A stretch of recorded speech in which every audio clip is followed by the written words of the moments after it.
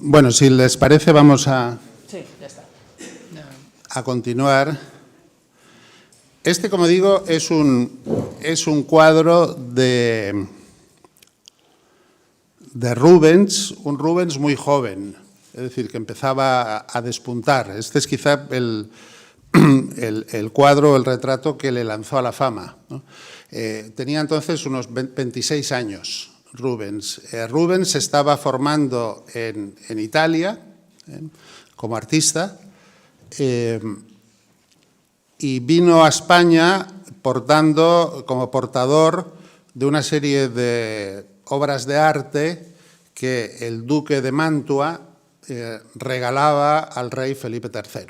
Entonces, Rubens era un poco el conservador de esas obras cuando llegaron a España y al entregar esas obras, pues el duque de Lerma le pidió que le realizase un retrato ecuestre, es decir, era un retrato ya que en sí mismo pues suponía el ensalzamiento de la figura de Lerma, ¿no? Y de su poder, retrato ecuestre. Hasta entonces, el único retrato ecuestre importante que se conocía era el de Carlos V, ese retrato que lo tenemos por aquí, realizado por Tiziano, es decir, con motivo de la batalla de Mühlberg, que se produjo en el año 1547, aunque el retrato es algo posterior, ¿no? Entonces, Rubens realiza este retrato ecuestre del duque de Lerma, en el que hay un dato ya significativo y curioso, y es que Rubens apenas conoció al duque de Lerma, o sea, le vio 5 o 6 minutos. Porque, entre otras cosas, el duque de Lerma, ahora lo veremos, era un personaje muy elusivo, es decir, que una de sus habilidades o una de sus estrategias era el no mostrarse mucho en público. Es decir, digamos, entonces adquiría ahí una cierta aureola que le venía precisamente eso, de no ser muy visible en público, no se mostraba en público. De hecho, el modelo que utilizó Rubens, es decir, el rostro de Lerma, lo toma, digamos, esa cara del rostro de Lerma está tomado en gran parte del retrato de Pantoja de la Cruz. Es decir, si se fijan en el anterior, la cara es prácticamente la misma. Es decir, porque es la que utilizó Rubens para retratar a Lerma. Porque apenas lo vio, ¿eh? Entonces, realizó este retrato. Entonces, este es un retrato que se inserta en este grupo, en esta línea, en esta categoría de retratos ecuestres, que son retratos que vienen a significar el poderío del personaje. Sobre todo, un poderío adquirido en gestas y hazañas militares. Es decir, Carlos V en Mühlberg, después está Gómez de Sandoval, que será el duque de Lerma, y en ese retrato es también interesante destacar pues, lo que aparece al pie del mismo, que es pues, bueno, como unas batallas, ¿no? Que serían las gestas militares, tampoco muy gloriosas, de la familia Sandoval. Es decir, que era una familia pues, que había intervenido también en esos episodios de guerras civiles que al final acabaron dominando los reyes católicos. Es decir, en esos, los antecedentes o los antecesores familiares del duque de Lerma. Luego, otro retrato ecuestre que le sigue es el del conde duque de Olivares, por Velázquez. Es otro retrato ecuestre que es claramente, al menos yo lo discutí, y también Alejandro Vergara también lo veía así, que es como una réplica. Es decir, el conde duque de Olivares es el siguiente personaje poderoso que sucede al duque de Lerma. Es decir, el duque de Lerma es el valido de Enrique III, el conde duque de Olivares es el valido de Enrique IV. Y de hecho hubo una cierta rivalidad, una clara rivalidad en los últimos momentos del duque de Lerma con el conde duque de Olivares. Es decir, la caída la caída en desgracia política del duque de Lerma fue movida por una serie de personajes y entre ellos, destacadamente, el propio conde duque de Olivares, que como ven ya es un retrato, digamos, en el cual la actuación como jinete del conde duque de Olivares está como mucho más resaltada, ¿eh? Es decir, es ya un caballo prácticamente encabritado, que el conde duque de Olivares, que por lo visto era un magnífico jinete, pues domina perfectamente. Ese es un retrato del conde duque de Olivares que, como ven, tiene el abdomen del caballo, es muy abultado, porque eran retratos que estaban pensados para ser colocados en espacios altos, es decir, incluso encima de una puerta, en espacios altos, y que entonces ahí la perspectiva con la altura, pues que un caballo tuviese estas características, vamos, tuviese esta definición pictórica, pues al estar situado en un espacio más alto, pues el espectador lo veía con otros ojos más próximos, digamos, a lo que es el movimiento normal de un caballo. Bueno, pues el duque de Lerma adquiere un protagonismo especial y adquiere su posición de poder a través de una fórmula, un circuito que ya se había dado anteriormente, y es que el duque de Lerma había sido paje de Felipe III, cuando Felipe III era niño. Es decir, que es en la infancia, en esa situación de infancia, cuando los reyes conocen a una persona, la conocen desde la infancia y acaban depositando en ellos su confianza. Había sido también el caso con Felipe II del príncipe de Éboli. Es decir, el príncipe de Éboli también había sido paje de Felipe II en Portugal. Es decir, el príncipe de Éboli es portugués. Felipe II se cría de pequeño en Lisboa y el príncipe de Éboli es como su paje, su ayudante, un poco mayor que él, 4 o 5 años mayor que él, pero vamos, lo suficiente como para que tenga ya un ascendiente y inspire confianza al futuro rey, ¿no? Entonces, por esta vía, pues el duque de Lerma pues va situándose en el entorno más directo del rey, en el entorno más próximo de Felipe III, y desde ahí pues empieza ya a tejer, digamos, su red de influencia. ¿Y cómo lo hace? Pues lo hace, en principio, dominando y decidiendo el nombramiento de muchas personas importantes, no solo en la esfera civil, sino también en la esfera eclesiástica.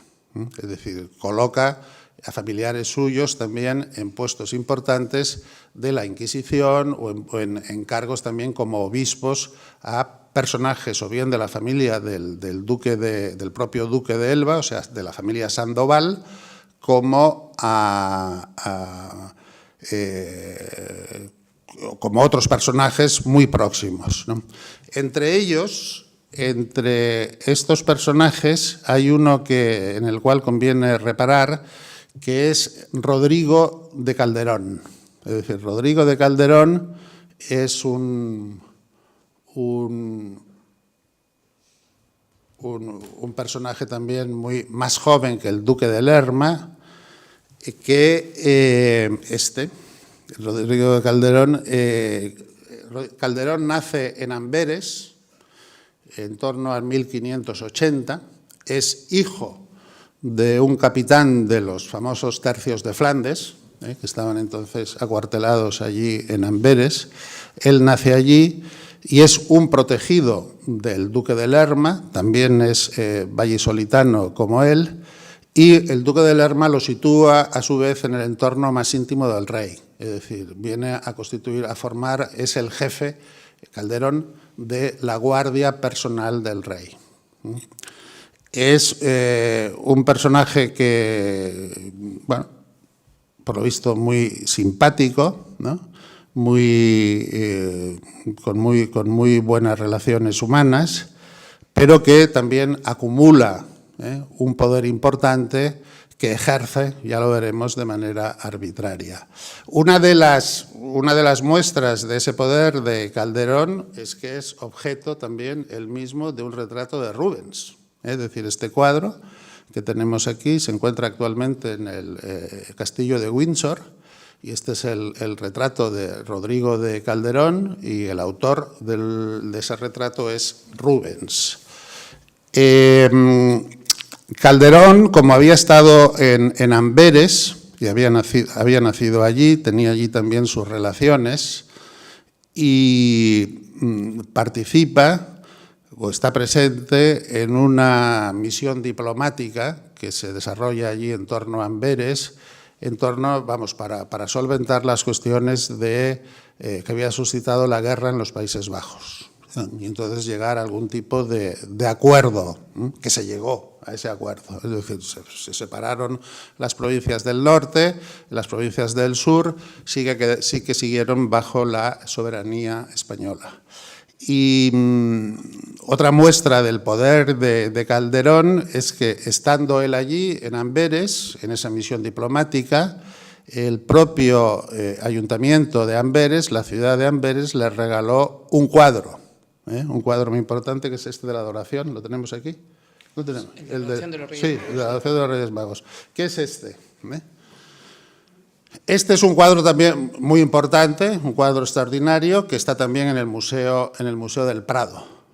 Este está en el Museo del Prado. Este cuadro lo pintó Rubens allí en Amberes en torno a 1610 o por ahí, pero entonces Rodrigo Calderón lo trajo a España y era un cuadro suyo, privado, que también esto habría que verlo, ¿no? Es decir, hasta qué punto, digamos, un regalo, es decir, que posiblemente a lo mejor ahí la distinción entre lo público y lo privado, ¿no? Es decir, que el Ayuntamiento de Amberes posiblemente pues regalaría este cuadro a la corona española o alguno de tal, pero el caso es que Calderón lo trajo como suyo, es decir, como si fuese un cuadro suyo, regalo a él, personal, de la ciudad de Amberes. Este cuadro lo pintó Rubens en torno a 1608, pero en 1629 Rubens volvió a España, en 1627, y rehizo ese cuadro. Es decir, ese cuadro está pintado por Rubens en dos fases, con una diferencia de 20 años. Es decir, Rubens le añadió 1 metro aquí a la derecha, que no lo vemos, en el cual... No, pero este es... Este no es. Ah, ¿no es? No, oh, sí que es, perdón. Pero no lo coge todo. No lo coge todo. No, porque este cuadro tiene un... O sea, este podría ser posiblemente a lo mejor el cuadro original, tal como lo pintó Rubens en 1608. Pero en 1627 él añadió 1 metro más a la derecha con una serie de figuras más del gusto de la época, entre las cuales estaba el propio Rubens. Es decir, aparece ahí retratado con las ropas de su época. Y le añadió también otro metro por encima. Es decir, este es uno de los cuadros más importantes del Museo del Prado, uno de los cuadros más importantes de Rubens, y tiene esa historia. Es decir, eso en principio fue un regalo del Ayuntamiento de Amberes, que, repito, Calderón lo trajo a España como si fuese un regalo suyo. Pero bueno, entonces el duque de Lerma lo primero que hace es crear esa red de personajes que ocupan los puestos más importantes del ejército y sobre todo de la administración civil, que ya empieza a ser mucho más importante que el ejército. Hay que tener en cuenta que todos estos retratos de validos, de grandes personajes, destacan de los validos, digamos, su proyección o su significación militar. Después, figuras equivalentes a estas, es decir, grandes personajes, grandes ministros de Estado, de alguna forma se bajan del caballo. Y ya son, es decir, aquí lo que se viene a representar es lo que se conoce como la nobleza de espada. es decir, la nobleza que había ganado su posición en hazañas militares, en gestas militares. Es decir, después ya en el siglo XVIII aparece otro tipo de nobleza, que es lo que viene a llamarse la nobleza de toga, es decir, que es la nobleza ya de los juristas, de personas que realmente sus méritos no les vienen por gestas militares, sino que les vienen por un conocimiento de la legislación, de la administración, etcétera. Es decir, ya son lo que llamaríamos hoy en día tecnócratas, es decir, la nobleza de toga. Entonces, uno de esos representantes es Jovellanos, es decir, claramente la diferencia entre Lerma o el conde duque de Olivares y sus retratos ecuestres. Con esta de Jovellanos la diferencia está muy marcada, ¿no? Es decir, este es un retrato de Goya que debe ser muy similar, no lo conozco y lo quiero ver ahora, al que tienen ustedes aquí, magnífico, por lo visto creo, del conde del marqués de San Adrián. Es decir, que también es por lo que me dijo José, también es un personaje que aparece ahí sentado en una mesa, en una oficina, ¿no? Es decir, esta es la gran diferencia entre eso, la nobleza de espada, dominante todavía en el siglo XVII, y la nobleza de toga, que es la nobleza que será dominante en el siglo XVIII. Que tiene mucho que ver, y yo se lo cuento mucho a mis estudiantes, esta nobleza de toga con los periodos revolucionarios que se producen después, sobre todo la Revolución Francesa. Es decir, la Revolución Francesa, vamos a ver, esta era una nobleza de toga que por lo tanto se enraizaba en clanes, en familias. A finales del siglo XVIII, en Francia, muy marcadamente, en España también, pero en Francia, los puestos de relevancia jurídica más importantes solamente podían ocuparlos personas que pertenecían a esta nobleza de toga. Y esa nobleza de toga se adquiría muy simplemente, se adquiría por alcurnia. Es decir, que uno formaba parte de esa nobleza cuando su padre y su abuelo habían sido abogados, habían estudiado Derecho. Entonces el nieto ya formaba parte de esa nobleza, estaba esa tradición familiar y esa cosa. Entonces, claro, la Revolución Francesa, ¿quién la hicieron? La Revolución Francesa la hicieron toda una serie de gente que eran brillantes abogados, es decir, los Danton, Robespierre, y compañía, que eran brillantes abogados, muchos de ellos habían estudiado Derecho, pero que sabían que tenían ese tope característico del antiguo régimen, de lo que era una sociedad estamental. Es decir, que por mucho que ellos hubiesen obtenido magníficas calificaciones en sus estudios, iba a ser su compañero, que era muy inferior a ellos, el que ocuparía los cargos en la judicatura y en los altos niveles de la administración. ¿Por qué? Porque ese compañero suyo era hijo de abogado, a su vez nieto de abogado o de bisabuelo, etcétera, y eso le daba un estatus, que eso era lo característico de la sociedad testamental, le daba un estatus que ellos no alcanzarían nunca. Entonces, esa es una de las grandes causas de la Revolución Francesa y de todos los movimientos revolucionarios de esa época es decir, la situación en que se encontraban toda una serie de personas brillantes en cuanto a sus méritos personales, en cuanto a sus capacidades, pero que tenían el horizonte absolutamente cerrado porque no tenían ese estatus, ¿no? Es decir, y eso es lo que ellos trataron de romper, ese modelo de sociedad testamental. Pero bueno, volviendo al duque de Lerma. El duque de Lerma no solamente crea esa red de influencias, de personajes que sitúa en los cargos clave del Estado, sino que ella directamente realiza actuaciones que hoy típicamente caracterizaríamos como de corrupción.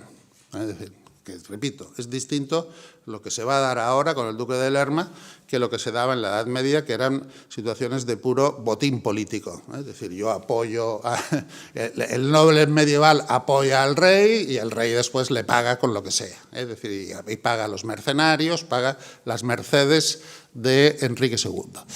Entonces, el duque de Lerma ya va a mostrarse como un personaje extraordinariamente moderno. actuando también en los campos y en los segmentos que hoy en día se diagnostican como característicos y típicos o como de mayor alto riesgo de corrupción. De esos segmentos, hay dos que están muy marcados hoy en día. Es decir, que por supuesto los juristas y los administrativistas pues hemos detectado desde siempre. Un primer sector es el sector de la contratación pública, es decir, los contratos públicos, es decir, los contratos de la administración para realizar obras públicas, para prestar servicios públicos, etcétera, mueven mucho dinero, hoy en día muchísimo más que en aquella época, es decir, en aquella época era muy escaso, pero movían. Y el otro sector crítico para la corrupción en nuestros momentos, que siempre se ha diagnosticado como típico, es el del urbanismo.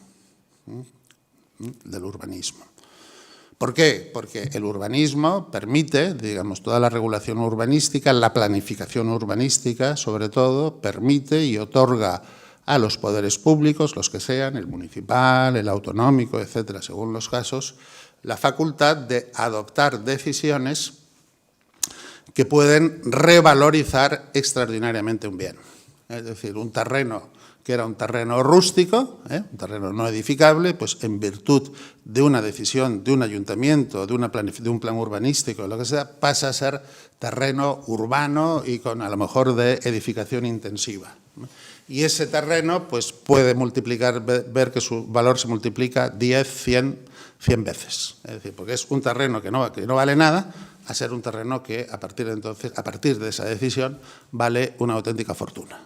Entonces, evidentemente esto no es tan así, porque en toda la planificación urbanística hay todo un régimen de distribución de beneficios y cargas y que digamos, se trata de establecer una compensación a los propietarios cuyo terreno no tiene ninguna rentabilidad, compensándolo con los otros que sí que obtienen la rentabilidad, etcétera. Pero a pesar de todo, el urbanismo y la contratación pública siguen siendo los sectores o dos sectores críticos hoy en día en materia de corrupción. Entonces, el duque de Lerma exploró los dos. Es decir, el primero fue sobre todo en materia de contratos de compra de trigo, sobre todo un episodio que se compraba trigo a Sicilia porque era necesario para abastecer el reino, etcétera. Y entonces ahí, en esas compras y en esos contratos, pues él se llevó una parte muy importante, o sea que era una actuación claramente delictiva, ¿no? Pero después se nos presenta como un avanzado claramente en materia de ordenación urbanística, porque entonces no existía propiamente la ordenación urbanística. El derecho urbanístico es un derecho de la segunda mitad del siglo XX. Es decir, evidentemente ahí no había ningún tipo de ordenación, ni de planificación, ni de categorización del suelo, no urbanizable, no urbanizable, etc. Pero llevó a cabo una operación verdaderamente brillante de especulación urbanística cuando lo que hizo en los primeros años de su influencia y de su poder fue consiguió trasladar la Corte de Madrid a Valladolid. Y alegó diferentes motivos. Es decir, uno de ellos era que en Madrid la situación sanitaria empezaba a ser complicada porque había episodios de peste bastante generalizados. Otro, que la Corte estaba la financiación de la Corte recaía especialmente en la Castilla del Sur, es decir, al sur del Guadarrama, ¿no? Y eso había que compensarlo, es decir, que la Castilla del Norte, ¿no? Ya se empezaba a establecer esa distinción que antes existía, ¿no? Que ahora con las comunidades autónomas ha desaparecido, entre Castilla la Vieja y Castilla la Nueva, ¿no? En función del norte y sur de Guadarrama. Y que entonces parecía que sería conveniente instalar la Corte en Valladolid, ¿eh? ¿Por qué en Valladolid? Pues porque él en Valladolid tenía muchos edificios, tenía muchas tierras, muchos terrenos, e incluso, y está constatado, poco tiempo antes de realizarse esta operación, él mismo adquirió algunos edificios, se hizo con algunos edificios que tenían hechuras y que tenían condiciones para albergar allí edificios oficiales, ¿eh? Y que incluso algunos de estos edificios que él compró, se los vendió directamente al rey. Es decir, por un precio que era multiplicado por 10. Es decir, si adquirió un edificio por tal cantidad, se lo vendió a la propia corona por un precio 10 veces mayor. Es decir, o sea que tenemos aquí ya un episodio de corrupción que viene a encajar plenamente con los cánones actuales de la corrupción. El primero, claramente ilegal, apropiarse de una serie de dineros o del producto en esa compra masiva de trigo. Y el segundo, pues en principio no era ilegal en sí mismo, ¿no? Es decir, simplemente se traslada a la corte, pero él obtuvo unos beneficios verdaderamente extraordinarios con esta operación. Otro de los, el duque de Lerma manifestó su poderío a través de diferentes fórmulas, ¿no? Una de ellas fue, o al menos se hacía muy clara su fortaleza y su poderío en lo que él designó como el centro de sus dominios, que era la villa de Lerma.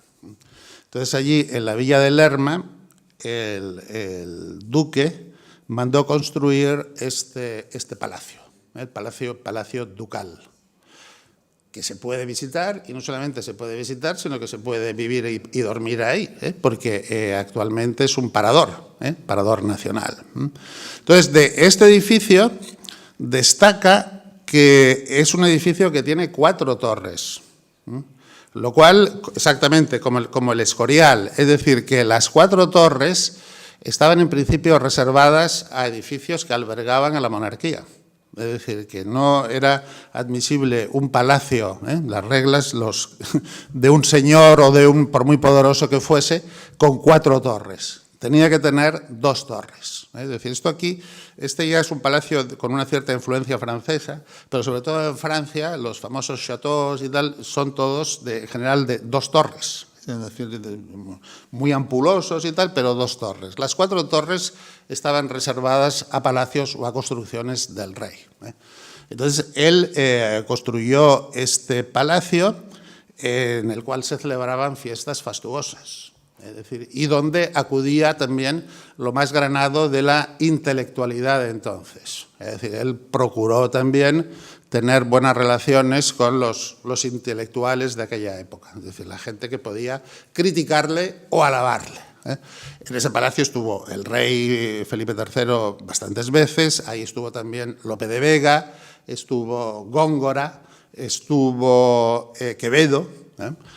Góngora tiene un texto que es una elegía al duque de Lerma, ¿no? Es decir, que los trataba maravillosamente bien ahí en ese palacio.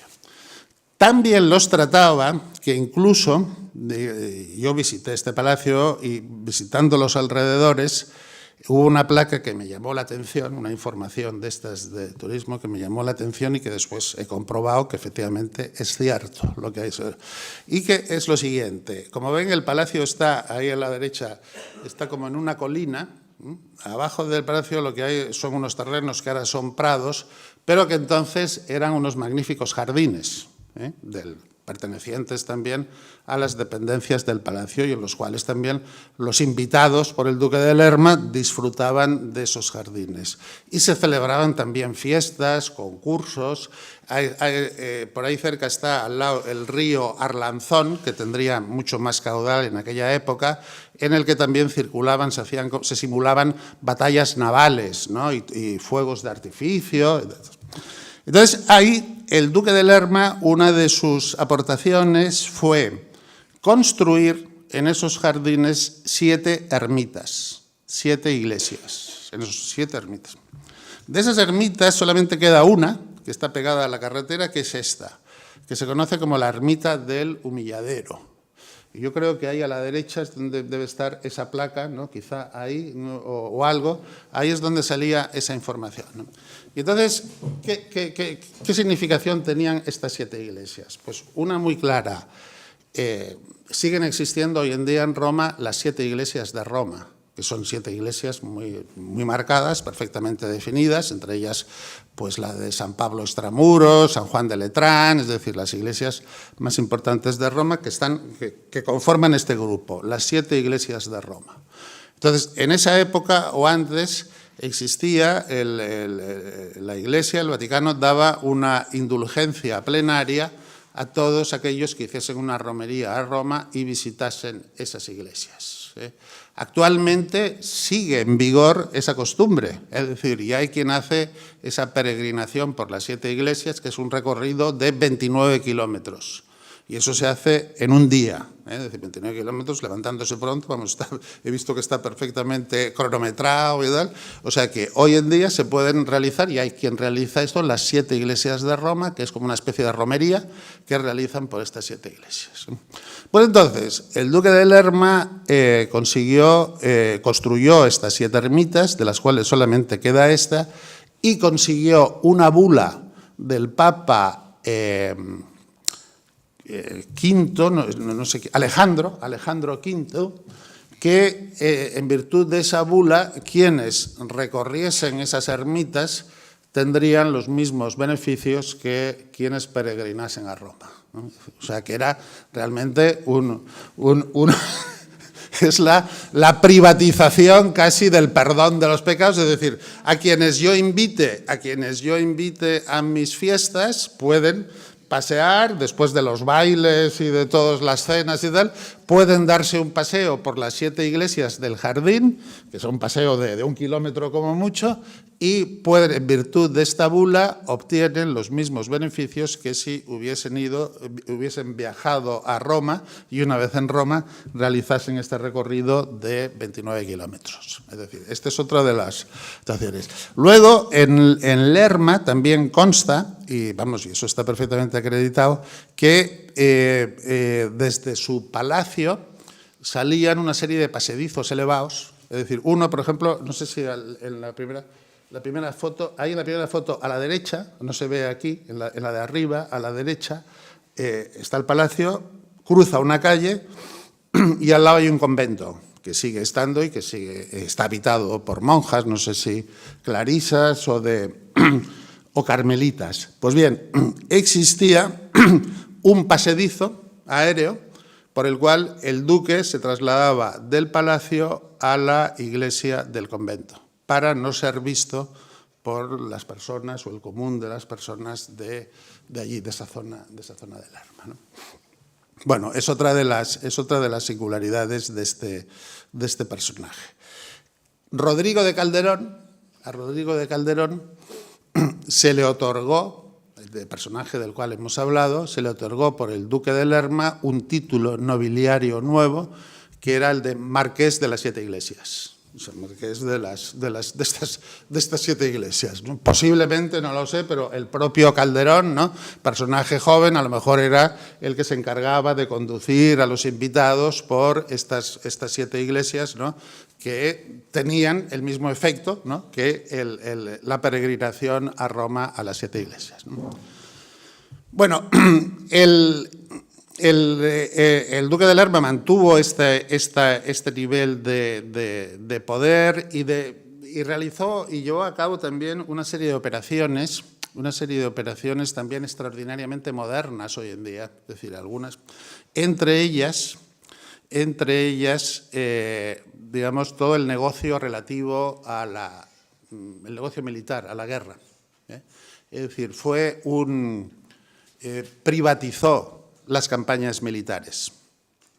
Es decir, él, por ejemplo, todo el frente bélico que todavía quedaba en los Países Bajos, ¿no?, lo negoció con una serie de personajes y les encomendó misiones militares, destacadamente a uno de ellos, Ambrosio Spínola, que era de los dominios españoles allí en Italia, que le vino a decir: bueno, tú te encomendamos, te encargas de esta campaña militar, siempre y cuando tú pongas la financiación correspondiente, ¿no? Y así fue como En principio era una manera de debilitar a estos caudillos militares, ¿no? Luego, cuando estos caudillos militares tuvieron éxito, ya empezó a verlos como enemigos, ¿no? Pero, por ejemplo, la famosa, el cuadro de las lanzas de Velázquez, la rendición de Breda, en el cual aparece ahí Ambrosio Spínola recibiendo las llaves de la ciudad. Esa campaña militar es una campaña militar que financia el propio Ambrosio Spínola, es decir, con financieros y banqueros italianos, etcétera, hace acopio de los medios, de mercenarios y tal, para llevar a cabo esa campaña militar, ¿no? Lo que pasa es que eso el duque de Lerma en principio lo aprobó en un primer momento, ya cuando vio que Ambrosio Spínola salía de allí victorioso y empezaba a hacer un personaje que podía competir con él, volvió al régimen de financiación pública que él controlaba, ¿no? Y que por lo tanto podía tener. Bueno, el duque de Lerma y el poder del duque de Lerma también se desvaneció, como todos en estos casos, ¿eh? Y entonces, ¿por qué se desvaneció? Pues se desvaneció porque bueno, empezaron a salirle enemigos. Enemigos en la propia familia real, es decir, fundamentalmente a través de la mujer del rey, la reina Margarita de Austria, que no podía ver al duque de Lerma, no podía verle y se daba cuenta de sus manejos, ¿no? Esto es frecuente, ¿eh? Es decir, yo creo que es más fácil engañar a los hombres que a las mujeres. Pero esta le caló, lo tenía calado desde el primer momento, ¿no? Entonces hubo ahí una tensión muy fuerte, hasta el punto de que la reina Margarita murió y se pensaba también que había sí que Rodrigo Calderón la había podido envenenar, etcétera. Este es uno de los mensajes, vamos, los rumores que empezaron a circular. Su propio hijo, el duque de Uceda, también se desvinculó de él. El conde duque de Olivares y toda una serie de personajes emergentes también le pusieron la proa, ¿no? Es decir, y empezó a crearse ya un clima difícil para él. El episodio más crítico fue la detención y enjuiciamiento del que era su gran hombre de confianza, que era Rodrigo de Calderón, el marqués de las 7 iglesias. Es decir, Rodrigo de Calderón es detenido, es acusado de haber envenenado a la reina, acusación que no se acaba de probar, pero sí que se prueba que este personaje tenía también como un grupo de matones, al modo de Antonio Pérez, es decir, que había aprendido de eso, que habían liquidado a una serie de enemigos del régimen, ¿no? Es decir, o de soldados, o de tal, o de gente que sabía demasiado y tal. O sea, total, que Rodrigo de Calderón es juzgado y es condenado a muerte. Es decir, es decapitado, como era noble, no es ahorcado, pero es decapitado en la Plaza Mayor de Madrid. Rodrigo de Calderón parece que tuvo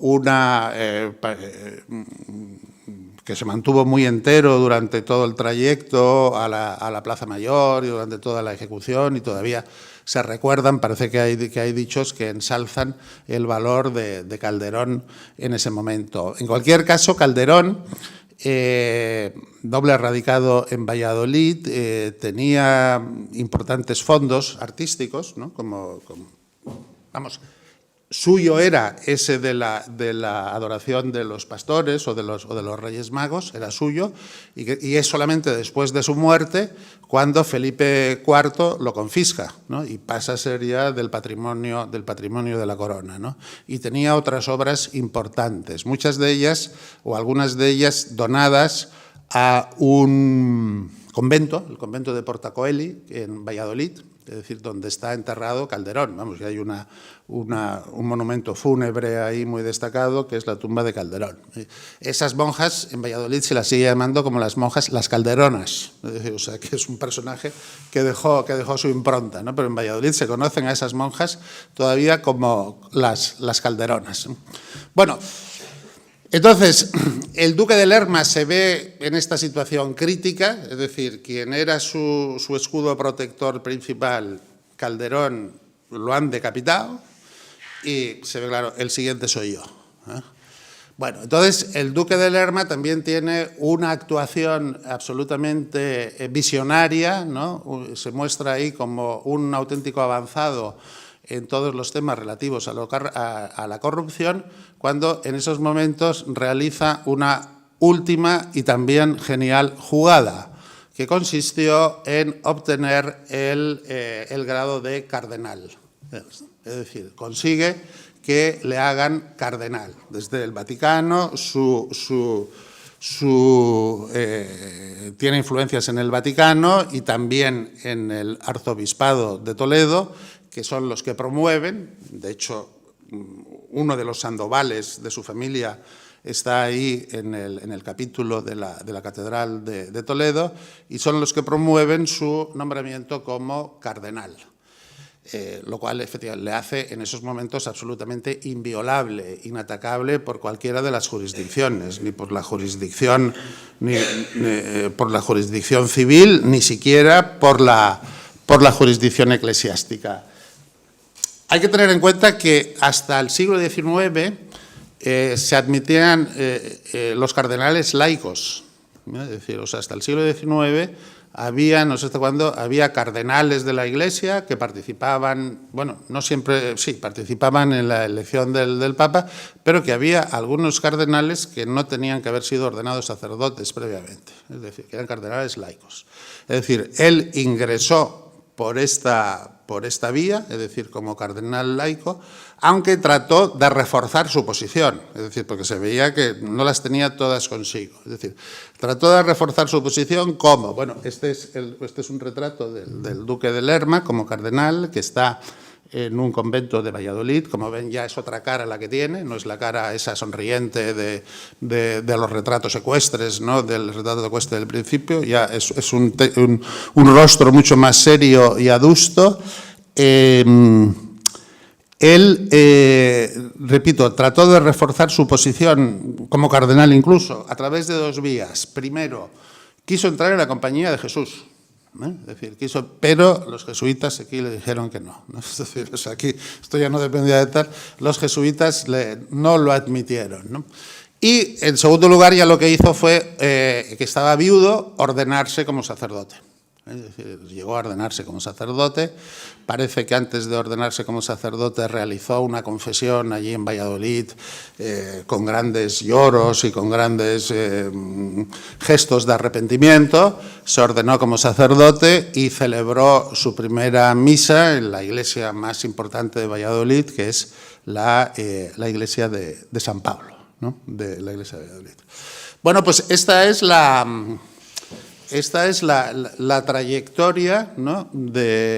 Vamos, un ejemplo, yo creo que muy claro, muy gráfico también por las imágenes que nos ha ofrecido, ¿no? de su vida, de los cuadros que generó, los personajes que le acompañaron. Yo creo que este es un caso muy claro, un primer ejemplo de proto-corrupción, ¿no? de corrupción a banda letra, que con esos episodios, digamos, tan actuales, ¿no? Es decir, como esa incursión ya en la corrupción en materia de contratación pública, ¿no? Entonces todavía muy poco desarrollada, con ese episodio absolutamente genial y único de corrupción urbanística, inmobiliaria, es decir, de conseguir ahí una especulación y unos ingresos extraordinarios con ese traslado de la Corte de Madrid a Valladolid, ¿no?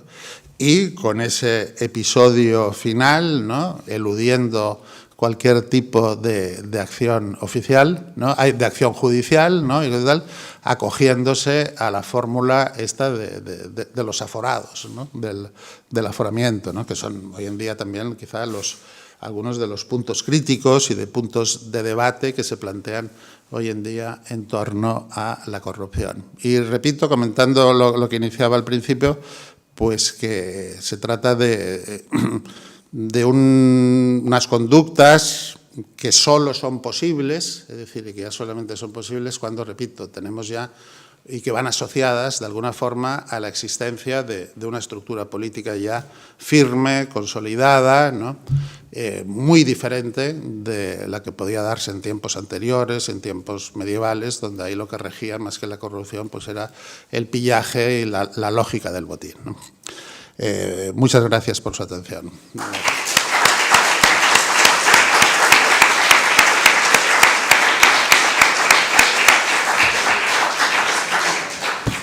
Bueno, tenemos ahora unos minutos. Sí. Si alguien quiere hacer alguna pregunta, alguna consideración. Mercedes.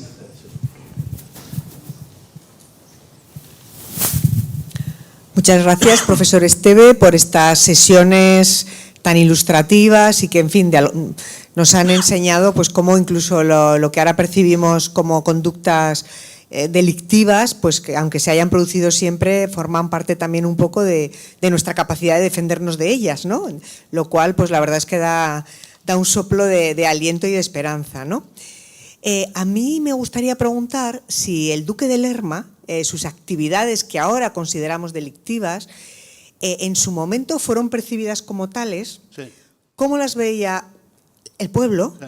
Y si creó escuela, es decir, si como en el Lazarillo tal, a ver si a su alrededor empezó a moverse un poco el foco. No, yo creo que fue un avanzado, no creó una escuela así inmediata, posterior. Lo único que se percibió como delictivo y por lo cual le persiguieron y había acciones judiciales fue el episodio este del trigo de Sicilia, de principio, es decir, que se había quedado dinero de trigo de Sicilia, pero todo lo demás es que es tan sorprendente y tan avanzado porque, por ejemplo, lo que decía yo, esa operación urbanística no tiene ningún vicio de legalidad, vamos, es decir, o sea, porque no es ningún plan urbanístico, no es nada, sino simplemente decimos, pues trasladamos la corte de Madrid a Valladolid. Lo que pasa es que él ya estaba pensando que detrás de esto todo el dinero que iba a sacar con las plusvalías de sus edificios en Valladolid, ¿no? Pero por lo único que se le persiguió judicialmente era por el tema este del trigo de Sicilia. Sí. ¿Y se sabía que esos terrenos de Valladolid eran suyos? ¿Que era él quien los vendía? Claro. Sí, eso se sabía, sí. Bueno, después la gente sabía que había hecho grandes ganancias y tal, pero ahí no había, sí, claro que se sabía, sí. Y se sabía que estaba nombrando a gente de tal, claro, todo eso se sabía, sí. Al que sí que cogieron judicialmente fue a Calderón, pero Calderón por el grupo ese de matones que tenía y que manejaba, ¿no? Pero sí, hombre, su caída en desgracia es más por motivos políticos y personales también que por motivos judiciales, ¿no? Porque claro, es que tampoco se había desarrollado un aparato judicial ni se habían tipificado conductas como ahora, ¿no? Es decir, pero yo qué sé, por ejemplo, el tráfico de influencias, pues bueno, esto es algo que ha aparecido hace 10 años, ¿no? Y aún así es muy difícil de tipificar, ¿no? Pero... Sí, la información privilegiada y, ¿no? Y también los delatores, claro, ¿no? Ahora hay una ley que protege a quien puede delatar este tipo de conductas ilícitas, ¿no? Sí. ¿Más preguntas? Bueno, luego, vamos a ver, luego había también otros sistemas, claro. Uno de los temas que se utilizó, por ejemplo, que ahora no se utiliza, claro, ahora se dice, está la prisión provisional, ¿no? La prisión preventiva, ¿no? Es decir, que se dice, y los que están en esa situación dicen, me han metido aquí, o alegan y tal, que dicen para que cante, ¿no? Me meten en la cárcel, estoy 10 días, no pasa nada, pero ya ha pasado un mes, 2 meses, 3 meses, y que yo no salgo, y entonces ese es un medio, evidentemente, de presión, de clarificación, de evitar que esas personas pues destruyan pruebas y también de presión sobre ellos para que declaren. Ahí había todavía otros métodos, que era el tormento, ¿no? Es decir, la tortura. Es decir, por ejemplo, a Calderón lo torturan varias veces, ¿eh? Estaba ya muy regulado, porque la tortura solamente podía decidirla el rey. Es decir, que los jueces y lo tal no podían ellos mismos administrar la tortura, tenían que pedir permiso al rey. Entonces decían, Calderón no habla, no suelta nada de eso. ¿Le aplicamos la tortura o no? Entonces el rey era el que la autorizaba o no. Lo autorizó Felipe III en un caso y la autorizó ya mucho más, o sea, un tormento más severo, Felipe IV. Es decir, o sea que hay métodos que hoy en día no son admisibles, ¿no? Pero bueno, en cualquier caso, la corrupción es un mal endémico y tiene muy difícil solución por vía judicial, por los contratos administrativos, ¿no? Nosotros con nuestros estudiantes empezamos ahí en clase y parece que se nos cae la cara. O sea, bueno, ¿cómo es que pasa esto? No, es que es una legislación que tiene 2 siglos, ¿no? Y que está pensada para eso, exclusivamente. Es decir, si hay una legislación de contratos administrativos, es para evitar la corrupción, es para eso. Es para que se dé la oferta, que se adjudique el contrato a la mejor oferta, es para evitar que el contratista se retrase, y es para evitar sobreprecios, es para todo eso. Pero que en muchos casos es muy difícil, claro, sobre todo cuando se empiezan a falsear. Es que la corrupción al final descansa sobre unos valores éticos personales, ¿no? Es decir, que puede haber una legislación magnífica, pero si el tribunal está corrupto, pues ¿qué le vamos a hacer? Ahí pasa de todo, ¿no? Si la administración lo está y si el que está arriba, que tiene que controlar al de abajo, no lo controla, sino que le apoya y tal, esto es una... O sea, legislación hay, métodos también hay. Esto que decía el profesor José Alenza, ¿no? Ahora está muy de moda, bueno, se ha introducido mucho, que esto es un gran tema, y esto es muy delicado, los delatores, ¿no? Eso es muy delicado. Es decir, que alguien que conoce conductas de corrupción las delata, las da a conocer. Pero claro, ahí entonces entra ya en una fase de negociación, muchas veces. Es decir, que, digamos, lo que establece la ley, por ejemplo, si hay varios corruptos, por ejemplo, en materia fiscal, ¿no? Hay una organización que se dedica a falsear facturas del IVA y todo esto. El primero queda libre, es decir, el que delata, ¿no? Pero es esa idea, ¿no? Es decir, que es muy anglosajona, es decir, pero que no radica, yo creo que no está tan enraizada en nuestra cultura. En nuestra cultura, por razones, nuestra cultura española, italiana, no digamos. En la cultura italiana el chivato es lo peor, ¿no? Es decir, yo estuve en un colegio religioso, no especialmente religioso, pero recuerdo que una de las consignas que teníamos de pequeños y tal, en este colegio no se acusa de pequeño. O sea, que era la cosa de que no te tienes que chivar del otro, es decir, no tienes que chivar, ¿no? En cambio, eso en la cultura anglosajona sí que está extendido. Es decir, un estudiante aquí no acusa a otro que copia. Es decir, si hay un estudiante que está aquí, que es bueno, y ve que su compañero está copiando, no le acusa. En Estados Unidos lo acusan. O sea, no tiene ninguna posibilidad el que copia, a no ser que no se enteren, pero en Estados Unidos lo acusa. Pero claro, es que entonces eso ya te lleva a una negociación y lo que ocurre... Entonces ya vamos hacia otro modelo, es decir, ya no vamos hacia un modelo de justicia, el que la hace la paga, sí, lo que le corresponde, sino un modelo de negociación. Es decir, en Estados Unidos hay grandes criminales que están libres y que no les ha pasado nada. ¿Por qué? Porque tenían una agenda con los que eran los otros y han denunciado, negocian con el fiscal, yo te doy los nombres de estos, te doy pruebas y tú me dejas a mí libre. Entonces, eso tiene sus peligros. Pero vamos, es una de las cosas que ahora mismo se está ensayando por influencia norteamericana, pero repito, que ya son culturas distintas, ¿no? Y aquí al final uno ya piensa, aquí lo que funciona, esto de los delatores y de las oficinas está funcionando y al final dices, lo que funciona son lo de siempre, los jueces y la Guardia Civil, que diría yo que es lo que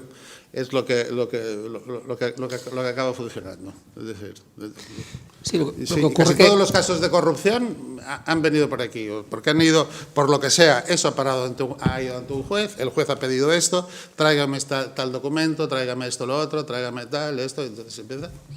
O que la Guardia Civil hace un informe y tal, presenta unas pruebas y tal, eso. Sí, también la dificultad, ¿no?, para probar estos delitos, ¿no?, que efectivamente muchas veces acaban en un proceso penal y bueno, pues el proceso penal exige un rigor probatorio, claro, que a veces lo complica, ¿no? Y a veces oímos a muchos políticos que no son condenados penalmente por falta de prueba y dicen, bueno, entonces eso significa que he actuado correctamente. Y dice, bueno, no necesariamente la ética, claro, o la irregularidad administrativa no es delictiva, pero eso no significa que la actuación haya sido correcta. Recuerdo hace unos años un colega nuestro, el profesor Nieto, proponía algo escandaloso y seguramente inconstitucional, que era que en casos de corrupción que no hubiera presunción de inocencia. Es decir, si usted cobra X y se comprueba que usted tiene un capital, sí, no digo como el Duque de Lerma, pero muy superior, sí, va a ser usted el que pruebe el origen lícito de esos ingresos, ¿no? Porque realmente luego en un proceso pues es muy difícil encontrar pruebas, ¿no? Claro.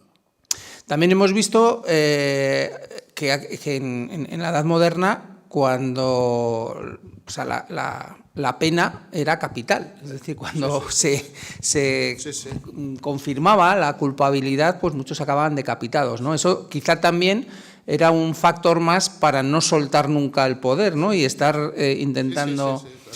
Quizás también en nuestra época, ¿no?, una limitación de mandatos o de estar en determinados cargos públicos, claro, podía ser un mecanismo preventivo, ¿no? Que se supiera que va a ser un mandato limitado en el tiempo y que luego tienes que volver a tu actividad principal, pero claro, ponerse de acuerdo en eso, quienes aspiran a vivir quizá, ¿no?, de la política, aunque no sea de manera corrupta, pues es complicado. ¿Más preguntas? Sí. Bueno, lo primero, felicitarle al profesor por su magnífica conferencia.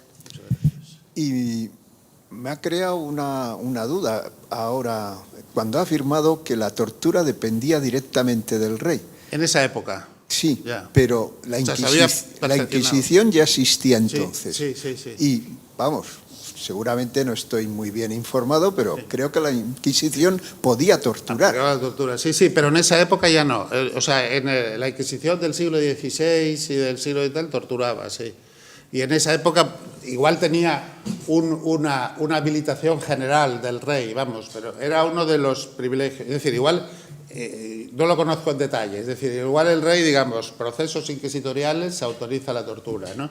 En los otros solamente, pero ahí se había producido como un avance, es decir, no era la tortura que antes aplicaba cualquier tribunal y la aplicaban los tribunales señoriales, vamos, eso sin ningún problema. Y se había producido un avance en el sentido de que eso, que se consideraba un trámite evidentemente inhumano y tal, pero que a lo mejor ellos pensaban que era necesario para esclarecer los hechos, eso se reservaba la decisión al rey. En esos momentos, estamos hablando de 1620 o por ahí. Pero antes, efectivamente, se aplicaba la tortura con mucha más alegría. En principio, posteriormente, entonces, sí, si no hubo una habilitación, no funcionaba la tortura en la Inquisición. Sí, efectivamente. Esa es la idea. Pero, bueno, hay gente que ha estudiado todo el tema de la tortura y tal, y ha seguido hasta épocas muy recientes, pero sujeta a ciertos controles todavía. Muchas gracias. Esto ya es en el siglo XVIII, cuando con la Ilustración, cuando uno de los objetivos de todo el pensamiento ilustrado es acabar con esas prácticas infamantes en los procesos. Sobre todo hay un jurista, César Beccaria, un jurista italiano, que tiene una obra de los delitos y de las penas, ¿no? Que esa es una... Y entonces durante el siglo XVIII ya hay varios monarcas absolutos ilustrados, ¿no?, que prohíben la tortura.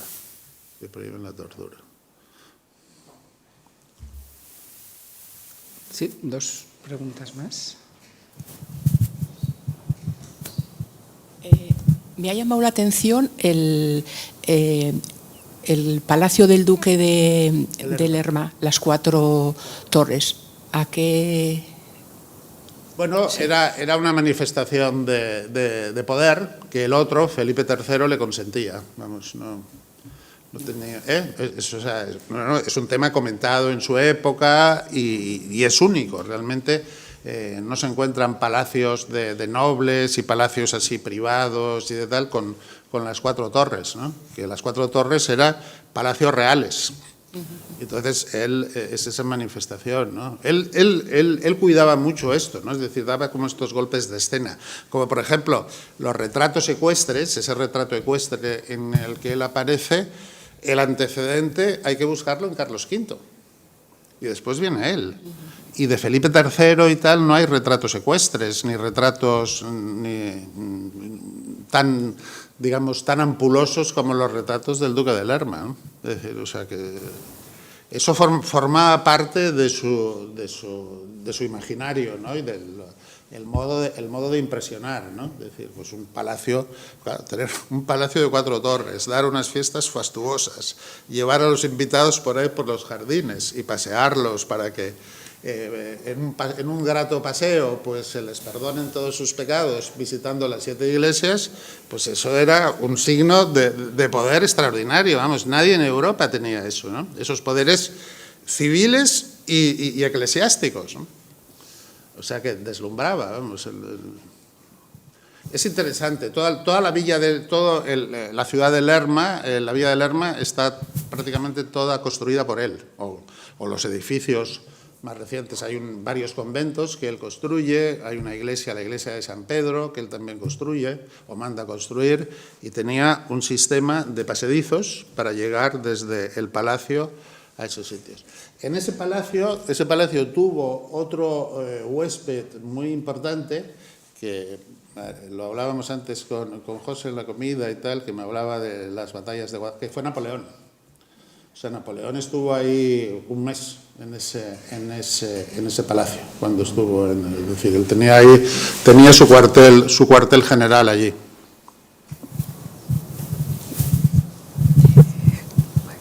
Quería, antes oyéndole, me ha venido una reflexión a la cabeza y quería, aprovechando que está aquí, una pregunta. Toda la revolución tan importante que generó la imprenta, que es la que propició, entre otras cosas, el inicio de la Edad Moderna, que acabó en la Ilustración. A mí, de alguna manera, me siento como que estamos viviendo algo parecido en nuestro tiempo, con Internet primero, la inteligencia artificial ahora, ¿no? Que de alguna manera nos encontramos ante algo que parece que va a cambiar. Y hay muchas cosas que ya se dice que van a cambiar, los trabajos. El derecho administrativo que tanto nos afecta a los ciudadanos, ¿cómo lo ve? ¿Cómo parece que...? Tú, José, puedes hablar de esto. Yo también, pero vamos, él también, hablamos los dos, pero él es una autoridad en estos temas de tecnología. Bueno, el año pasado organizamos un congreso aquí en Pamplona, en la Universidad Pública de Navarra, el Grupo de Derecho Administrativo. Organizamos un congreso sobre inteligencia artificial y biometrías, reconocimiento facial. Pero fue un profesor italiano de Nápoles el que contabilizó los congresos que se habían hecho en Italia y en España sobre inteligencia artificial. Y creo que eran algo así como 30 en España y 40 en Italia. O sea, hoy en día los juristas, sobre todo los de derecho administrativo y derecho constitucional, estamos muy preocupados con el tema, porque son muchos los riesgos, los beneficios, pero también los riesgos que tienen estas tecnologías, ¿no? Hay un reglamento europeo sobre inteligencia artificial, pero tiene una regulación parcial y muy abierta. Y bueno, pues estamos un poco preocupados e intentando trabajar en esos temas y buscando posibles vías, ¿no? de enfrentar esos riesgos. Pero sí que va a ser un cambio en la sociedad, en el derecho, en las relaciones sociales, familiares y de todo tipo, sí. No se sabe. Cuando Rojas llega a la Universidad de Salamanca, que no existía imprenta, o se había inventado pero no había llegado, toda la Universidad de Salamanca, que era una gran potencia cultural mundial, tenía 200 libros, toda la Universidad de Salamanca. Tenía 200 libros toda la Universidad de Salamanca. Las clases muchas veces era que un profesor leía un libro y los estudiantes lo copiaban al dictado. Después Fernando de Rojas, que su biblioteca es conocida, tenía él en su biblioteca más libros impresos ya que los que había en la Universidad de Salamanca, ¿no? Bueno, y entonces aquello, claro, cambió muchas cosas, ¿no? Bueno, está el libro este de McLuhan, ¿no? Sobre la galaxia de Gutenberg, ¿no? Es un libro muy interesante que explica pues todas las transformaciones que se derivan de la imprenta. Ahora, lo que va a ocurrir ahora yo no lo sé, no sé. Es que también muchas veces somos dados a vaticinar, va a pasar tal, y luego no. ¿Qué? Sí. Yo creo que iremos más a cosas acumuladas, ¿no? Es decir, que convivirán diferentes. El libro, por ejemplo, se decía ya hace unos años que iba a desaparecer. No ha desaparecido. Incluso en Estados Unidos, que están tecnológicamente donde vienen y tal, los estudiantes se declaran cada vez más partidarios del libro, o sea, le tienen especial cariño al libro, ¿no? Lo cual no quiere decir que existan otros medios, pero a mí me da la sensación de que no va a ser un cambio tan brutal, así como entonces, evidentemente, ya se dejaron de escribir libros a mano de los monjes y tal, y todo era impreso. Yo creo que estamos en una fase en la que va a haber superposición de modelos y de sistemas.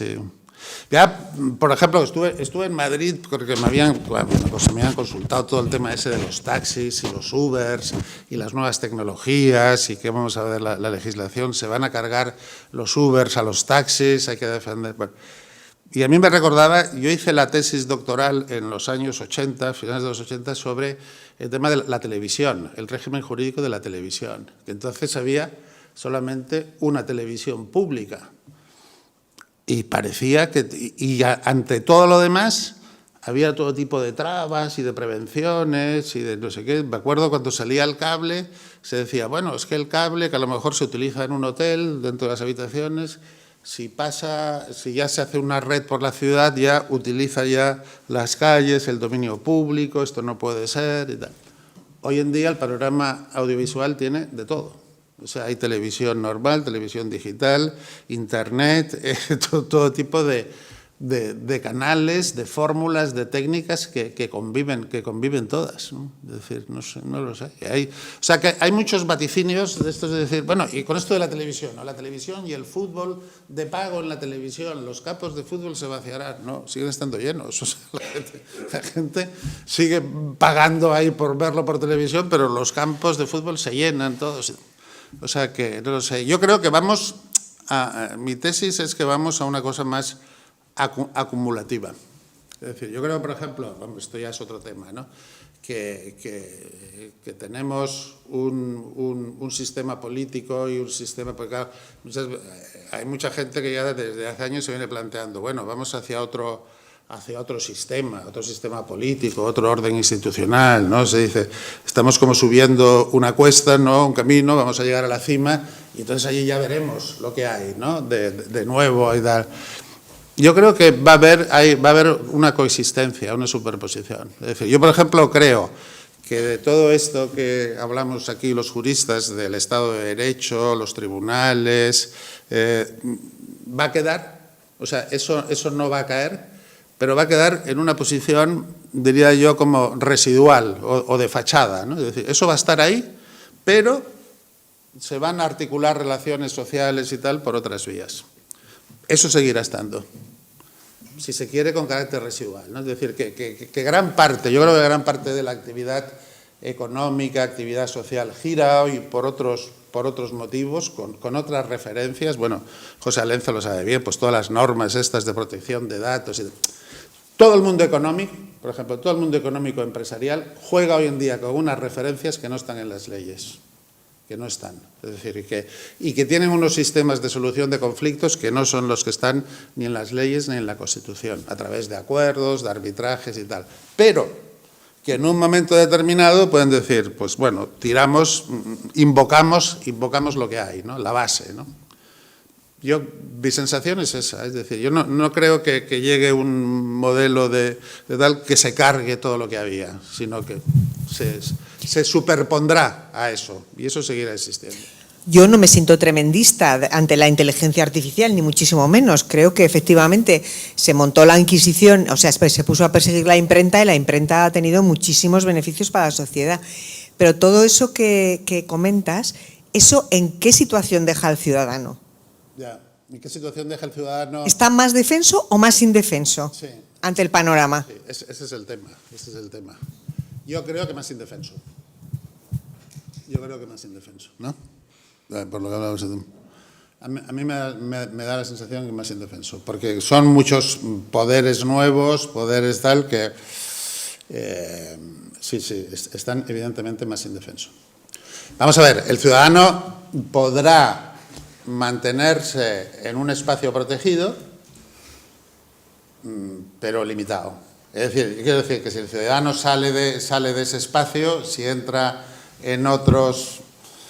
En otro tipo de operaciones lícitas, es decir, ahí ya juegan otras reglas y todavía los poderes no están compensados, ¿no? Yo creo que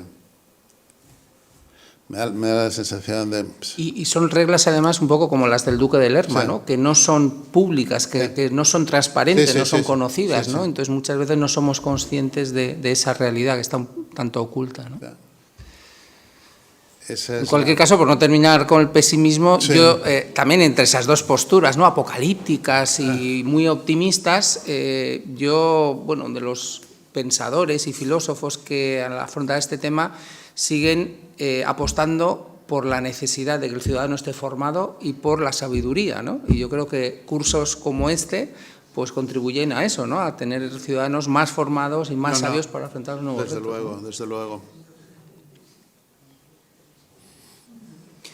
Bueno, pues ojalá esta conferencia y este curso, pero particularmente esta conferencia, lo vieran nuestros políticos, porque si el Duque de Lerma, que era más guapo, más inteligente, tenía tantísimo poder, tenía influencia en el Vaticano, si al final no acabó de manera tan brillante como fue su recorrido, pues también es una lección, ¿no? Ojo que al final hasta el Duque de Lerma cayó, ¿no? Así que muchas gracias, profesor Esteve. Por cierto, como él decía, se puede encontrar en YouTube, si se pone esta dirección o buscando en cualquier buscador en YouTube, Otros ojos para ver el Prado, profesor Esteve, pues hay Ahí estoy, pequeño... no sé, sale con Ricardo, sí. con... no sé si se puede poner la... Con Alejandro. Ahí está con Alejandro Vergara y con el amigo Duque de Lerma al fondo. Y es un vídeo, además, creo que son 6, 7 minutos, o sea que de manera condensada lo que sea... Era, entonces todavía, por lo visto, los conservadores del Prado están muy enfadados, porque hasta hace poco tenían un día libre. Bueno, había un día que no había público en el Museo del Prado, que utilizaban para restauración de obras, para cursos, algunas cosas restringidas o actividades como esta, ¿no? Pero que ahora, con toda la demanda que tiene el Museo del Prado y tal, está a tope el Museo del Prado y no tienen tiempo, les han quitado ese día que tenían a la semana para trabajos de este tipo, ¿no? Bueno, pues muchísimas gracias, profesor Esteve, y hasta otra. Muy bien.